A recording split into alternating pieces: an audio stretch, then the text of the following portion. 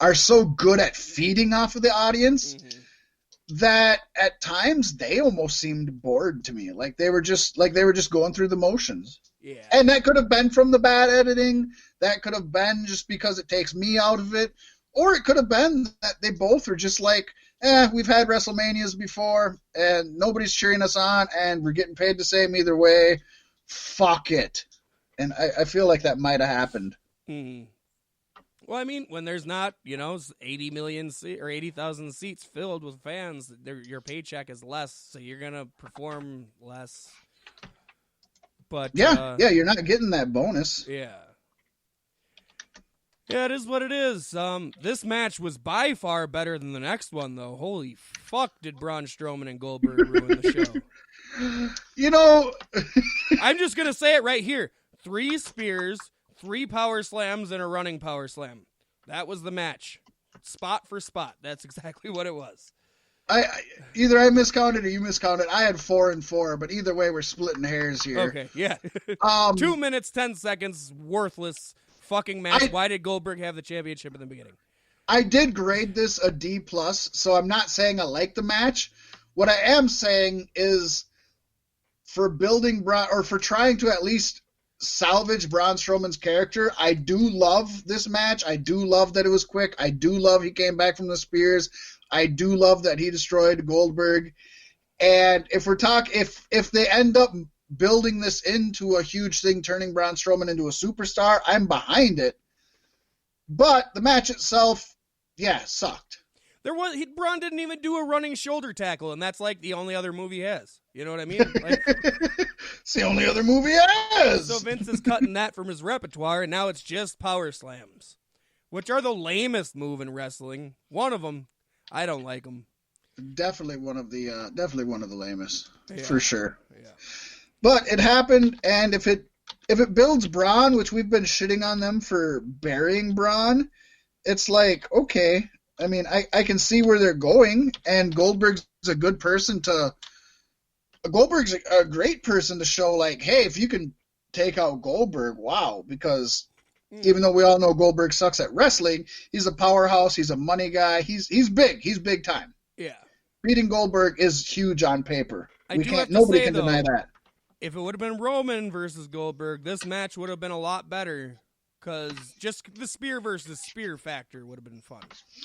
Thank you for bringing that up. Because I was going into WrestleMania, the only match I knew about was Roman versus Goldberg, which I did know beforehand ended up getting canceled. But that was literally the only match I knew was happening. Yeah. So I went into WrestleMania blind. Which is kind of fun. In that promo package that they did at the beginning of both nights, it was still Roman Reigns. They didn't do anything to change it. They didn't advertise Roman wasn't going to be fighting Goldberg. They didn't. And actually, another thing they didn't mention, which I want to give them props for, not once did they mention COVID-19, even though it was obvious that there's no fans or nothing and so many things changed. I think it's so cool that they let us have an escape from everything that they never mentioned it. Yeah. It was obvious, it was glaring, it was in our face, and I get that. But they made the choice to not be like, due to COVID, this changed, due to the circumstances, due to what's going on, they never once did that. They not only would that date it for any replays, but also this is an escape for people, and I like that they let us have that escape. Whether that's what they were thinking of or not, they let us have it, and I thank you for that, WWE. Mm-hmm. I will say the prior Monday on Raw, John Cena came out and he cut a promo against The Fiend, but it was the same as talking to Americans about the coronavirus and how we need to stand strong in these unknown times. So they kind of shoehorned it in on us? Yeah, it was. I liked it, though. It was real tasteful how they did it. And just the play of the Fiend is the virus is the Fiend, and it worked. But they didn't bring that back at Mania, and that was a tip of the hat for me as well. Now I will say this main event, this last match, Boneyard, I was not feeling it at the end of night one, and I probably didn't like it until after I saw the Firefly Funhouse match, and I was like, well, those are the two best things I've seen in a little while. Paystee, am I the only person that when they announced this before it started, just heard in my head, do you want to ride the bone train? Because I legit did. So, how are they going to get to the boneyard? Ride the bone train? that was stuck in my head. It is great. I loved it. It is great. This cinematic masterpiece was well put together, kind of hokey and cheesy at points. Yes, but it told a solid story. The Undertaker knows he's old, but he still ain't going to back down from any man, let alone 3 men and 12 druids. 12 druids? Oh, you were counting. No, there was probably less than that. I was expanding the legend beyond. We like match. that. Yes. A wise man once said, "Never let the facts get in the way of a good story." No, this was, they said boneyard match. I'm like, it's going to be in a graveyard, and it was kind of in a graveyard. Early on, they showed the hole in the ground with the tombstone, and the tombstone had vines covering it, and I said, those are going to move by the end of this match. There's going to be a name there. And what do you know? They did, and there was. But, no, this was, it was like the apex of an action flick, and I liked it a lot. Especially like this was very redeeming for The Undertaker for everything he's gone through in the last 4 years. Perfect. Yeah. Yeah, I agree. I think not having commentary was the right call because I could not imagine having Michael Cole and JBL fucking hooting and hollering over this. Would have killed the fucking thing. They had a great soundtrack to it. We had some Metallica in there that I noticed. They edited that out the day later. Any other time they showed that, it was generic rock music. Oh, really? I suppose they paid for one shot. Yeah. Okay. But obviously, I mean, we got to say it. It's the elephant in the room. WWE took a lot of inspiration from the Ultimate Deletion Impact series. Not a bad thing. Not a bad thing, because it seems like not only did they take from that, but they learned from that awful House of Horrors. Yep. Which I literally, when I was writing my notes, had to look up what that was called, because all I could think of was the Randy Orton, Bray Wyatt shit show. They were playing with dolls. I actually Googled Randy Orton, Bray Wyatt shit show, and it came up with House of Horrors. I loved that. That was awesome. But they made something special, something unique, something fun. Everything from the presentation to the way they were fighting to the scripted dialogue, which was obviously scripted, but it was different and it was good and it was fun.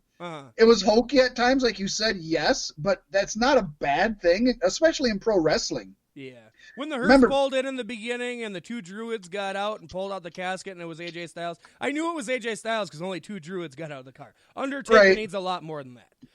But that was good. It was a good. And then he said something like, "Who are you expecting?" or something like that. I don't remember what he said, but it was hokey. But it was a great way to let you know what you're getting into. Yeah, this is the best possible outcome for the Undertaker at this point in his career.